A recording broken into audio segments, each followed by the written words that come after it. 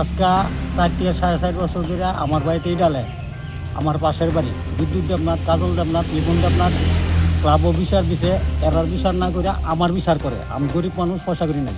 পঞ্চায়েতের মেম্বার প্রধান ঠিক আমারই বিচার করে, হেরার বিচার করে না। হ্যাঁ, এরাই ডালে অনেক লাঞ্ছনা দুলতে সাথে। আমার দুটা নাতিন লেখাপড়া করে, তার এই যন্ত্রণায় লেখাপড়া করতে পারে না, পরীক্ষা এবার নাম্বার কম পাইছে। আমার একটা নাতিন আছে, এটা ফালদা উঠে। তা এই অন্যায় অত্যাচার আমার আর সহ্য না। থানাতে মূল কারণ হইল আজকা যে 4.5 বছর ধরে ইডালতাছে, এই যে ক্লাবে বিচার দেওয়া হয়েছে, ক্লাবে বিচার করছে না, উল্টা আরও আমদার বিচার করে, হেরা এই পাশের বাড়ি এরা বহাবাদ্য করে, পঞ্চায়েতেই করে। এরপর আমরা এই থানাতে এফআইআর করতে বাধ্য হয়েছি যে আসামি যাতে গ্রেপ্তার করে, সুস্থ সুন্দর বিচার করে।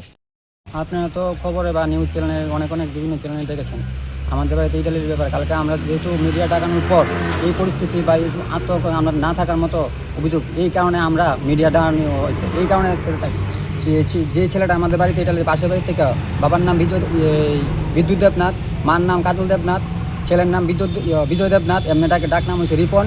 হ্যাঁ, আমার হুমকি দিতে আছে যে মিডিয়াটা আইছে, হ্যান করুন ত্যান করুন, মিডিয়ারে ইয়ে কইলামু, হ্যান করুন ত্যান করুন, এসব ধরনের কথাবার্তি। বইনে কইতে আছে পাপিয়া দেবনাথ, বোনের নাম দিয়ে নিমু, হে দুয়ার দিয়ে বাইর করলামু। আমার বাইরে কেউ নাই, আমার টিয়ার গরম আছে, টিয়ার পাওয়ার দিয়ে আমি সব কিছু করুম। পাপিয়া দেবনাথ হয়েছে বিজয় দেবনাথের বোন, আর বোন জামাইয়ের নাম হয়েছে জয় দাস। তারা কালকে এই মিডিয়ার ব্যাপারে এই ঘটনার পর কইতেছে যে বাড়ি ঘর আগুন দিয়ে খুলাইব। এরপরে আমার শালা যদি এই দরজা বইনে কইতেছে আমার বাড়ি এই দরজা দিয়ে আমি হে দরজাতে বাড়ি করলাম। এইসব জানানোর পর লাস্টে কালকে রাত ওইটানি হয়েছে।